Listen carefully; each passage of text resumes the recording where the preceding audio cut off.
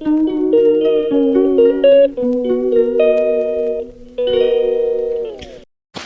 वालेकुम, क्या हाल है? उम्मीद करती हूँ आप सब खैरियत से होंगे। तो आज है रमज़ान की 15वीं सहरी और मैं जो है वो किचन में जा रही थी सहरी बनाने की। तो सोचा मैं आज ब्लॉग शूट कर लूँ क्योंकि काफ़ी टाइम से जो है मैंने ब्लॉग शूट नहीं किया।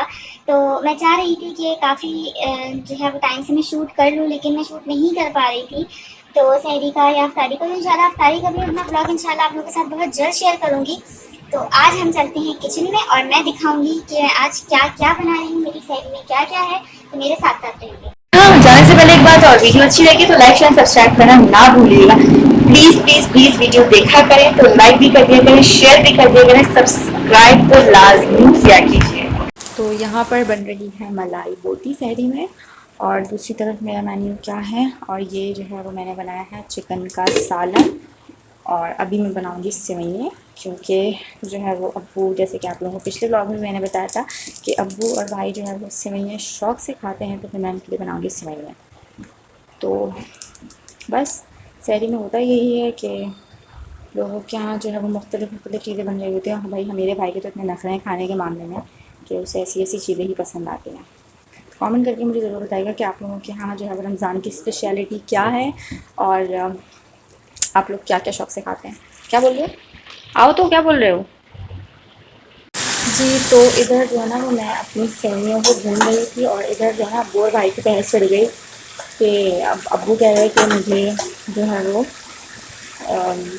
तो अब्बू को फेनी खानी है। अब्बू फेनी शौक से खाते हैं, लेकिन आज भाई ने बोला कि नहीं मैं सेवइयाँ खाऊंगा, क्योंकि काफ़ी टाइम से सेवइयाँ बन रही थी। तो अब्बू ने कहा फेनी खानी है, तो मैंने भाई को बोला कि चलो मैं तुम्हें सेवइयाँ बनाती हूँ और अब्बू को मैं बना दूँगी फेनी। तो भाई सबके अपने अपने मेन्यू होते हैं, यहाँ पर ये बड़ी परेशानी हो जाती है। अब्बू और भाई की काफ़ी बहस हो गई इस बात पे कि काफ़ी टाइम से वो कह रहे हैं मैं सेवइयाँ खा रहा हूँ, मैं नहीं खाऊँगा फेनी। तो मैंने कहा चलो मैं अपने भाई को बनाती हूँ। तो ये अपने भाई के लिए बना रही हूँ, अब्बू के लिए मैं बनाऊँगी फेनी। तो अब मैं शामिल करूँगी इसमें चीनी, दूध मैंने इसमें शामिल कर दिया है। और बस यही होता है कि रमज़ानों में भाई हर घर की रूटीन होती है ना, अलग अलग होती है, और जब खाने वाले ऐसे हो ना नखरे वाले, तो भाई बहुत मुश्किल हो जाती है। तो बस यही होता है कि अब वो अपनी मर्ज़ी चलाना चाहते हैं, और भाई जो है वो कहता है मुझे ये खाना है। तो बस होता ही है कि उन दोनों के चक्कर में मुझे दोनों के लिए अलग अलग बनाना पड़ जाता है। तो मुश्किल तो खैर बहुत हो जाती है, लेकिन ये है कि चलें, खैर कोई बात नहीं, साल में एक दफ़ा ही तो आते हैं, तो बस फिर इसीलिए मैं ये सोच रही हूँ। लेकिन बस ये है कि दोनों की सुलह हो गई है। अब बोलेगा चलो मैं आज खा लेता हूँ सही में, लेकिन कल मैं खाऊँगा फिर। तो फाइनली मैंने बोला भाई खा लेना, मैं बना रही हूँ, तो कहने लगे चलो मैं बना खा लेता हूँ। इधर जो है वो मेरी मलाई रोटी मैंने थोड़ा सा ढक के रख दी थी, मैंने कहा ताकि थोड़ा सा गोश्त जो है ना वो बिल्कुल गल जाए इसका। तो यहाँ पे मेरा गोश्त गल रहा है, और मैं इधर जो है वो पक रहा है, मैं तंदूरी जी, तो अब पराठे मैं तैयार। बनाना बताऊंगी आप लोगों को लच्छे वाले पराठे। और ये लच्छे वाले पराठे जो है ना बहुत ही मज़े के बनेंगे, आप लोग ज़रूर ट्राई कीजिएगा। और बहुत ही ज़्यादा जो है वो इसमें जो है वो लच्छे आएंगे। आप लोग देखिएगा जैसे नॉर्मली लोग बनाते हैं तो इतने ख़ास जो है वो नहीं आते, लेकिन इसकी टेक्निक भी आसान है और ट्रिक भी आसान है, और झटपट बन जाएंगे और आपके पराठों में लच्छे भी आ जाएंगे। तो एंड तक देखिएगा वीडियो को, और कोई भी जो मैं आपको तरीका बताऊँगी उसको मिस मत कीजिएगा। 2 तरीके से आप बना सकते हैं, मैं आपको 3 तरीके बनाना बताऊंगी। तो नॉर्मली लोगों के यहाँ 2 तरीके से बनते हैं, लेकिन मैं आपको 3 तरीके से जो है वो पराठे बनाने बताऊंगी लच्छे वाले। और आप इन तीनों तरीके से ट्राई करेंगे और आप यकीन करें आपके पराठे नहायत ही क्रिस्पी बनेंगे। तो इस तरीके से जो है वो आपको परेड़ा ले लेना है, और इसको जो है वो अभी हम थोड़ा बड़ा कर लेंगे। और मैदा जो है ना वो चमचोड़ हो जाती है, जिसकी वजह से उसको बेलने में ज़रा मुश्किल होती है। तो बस थोड़ा इसको ठहरने दिया कीजिए। तो टाइम इतना नहीं था तो मैंने इसको ठहरने नहीं दिया, और बस मैं डायरेक्ट जो है वो बेलती जा रही थी और पेड़े बना के रख दूँगी। तो अब जो है वो मेरा बड़ा जो है वो रोटी बन गई है। और कोशिश क्या कीजिए कि जब भी हम अंदर ऑयल की फिलिंग करें तो रोटी जो है वो बड़ी बनाएं। लोग जो है वो रोटी छोटी सी बना के आलू ऑयल की फिलिंग इसमें जो है वो कर देते हैं, जिसकी वजह से पराठे अच्छे नहीं बनते। तो अब जो है वो मैं डालूँगी इसमें घी। आप लोग घी चाहे घी इस्तेमाल कर लें, ऑयल चाहे ऑयल इस्तेमाल कर लें, लेकिन घी के पराठे बहुत अच्छे बनते हैं। तो लच्छे वाले पराठों के लिए, क्रिस्पी पराठों के लिए आप लोग घी इस्तेमाल कीजिए। देखिए इस तरीके से जो है हम फ़ोल्ड कर लेंगे और इसको चपटा फ़ोल्ड करेंगे। जैसे जैसे मैं करूँगी आप लोग वैसे वैसे कीजिएगा और आपके पराठे बहुत ही ज़बरदस्त और बहुत ही मज़े के बनेंगे। ये देख लें आप लोग, इस तरीके से जो है ना मैं इसको बनाऊँगी। और अब मैं इसमें भी जो है ना वो करूँगी ऑयल की फिलिंग। और ये बिल्कुल ऐसे सेम पराठे बनेंगे जैसे आपके पठान के पराठे बनते हैं, सेम टू सेम आपके पराठे ऐसे ही बनेंगे। तो यहाँ पर बस यही होता है रमज़ानों में भाई कि बहुत ही ज़्यादा मुश्किल हो जाती है एडजस्ट करना, और जहाँ पर इस तरह से खाया पिया जाता हो नखरों के साथ तो काफ़ी मुश्किल हो जाती है। तो देखिए मैं इस तरह से रोल कर रही हूँ और इस तरीके से जो है ना इस तरीके से हमें जो है ना वो पेड़ा बनाने की, देखिए ऐसे इसमें लच्छे आएंगे और आपको जो है वो इसके ऊपर डस्ट लगा देनी है आटे की और साथ में ऑयल, और इसके बाद ये इस तरीके से आपको सेट करके रख देना है। और आप यकीन करें इतने ज़बरदस्त पराठे बनेंगे। और इसको जो है मैं इस तरीके से पेड़े बनाने के बाद जो है ना फ्रीज़ कर दिया कीजिए, ताकि जो घी है ना अंदर तह में जम जाए और जब हम इसको फ्राई करें ना तो क्रिस्पी हमारे पराठे बने। तो ये मैं आपको दूसरे तरीके से जो है ना फ्राई करना बता रही हूँ पराठा लच्छे वाला। तो इसको भी जो है ये भी इजी है और सिंपल है, अगर आप चाहें तो इस तरीके से भी ट्राई कर सकते हैं। और 3 तरीके मैंने आपको बोलते, लेकिन मैं आज आपको 2 तरीके ही बता देती हूँ क्योंकि टाइम की शदीद किल्लत है। मुझे अभी और भी चीज़ें बनानी हैं, रोटी भी बनानी है मुझे अब्बू जान की, क्योंकि अब्बू जो है ना वो रोटी खाते हैं, पराठा तो खाते ही नहीं है भाई, ये बड़ी मुश्किल है। इस तरीके से आपको फ़ोल्ड कर लेना है पराठे को, पेड़े को, और इस तरीके से आप इसको फ़ोल्ड करेंगे। जैसे जैसे मैं करती जा रही हूँ बिल्कुल सेम टू सेम आप वैसे वैसे करते जाइएगा, आपका पराठा बहुत ही मज़े का बनने वाला है। तो ये देखें ऐसे ऐसे ऐसे आप इसको फ़ोल्ड करें, और जिस तरीके से हम कपड़े निचोड़ते हैं इस तरीके से हमें नहीं निचोड़ना, बस इसको ट्विस्ट करना है। और देखिए कितनी बारीक बारीक जो है ना इसमें बल पड़ गए। तो ये ऐसे बन गया, ऐसे ऐसे। हाँ, अब हम इसको सेट करके रख देंगे और इसी तरीके से हम सारे पराठों को बना लेंगे।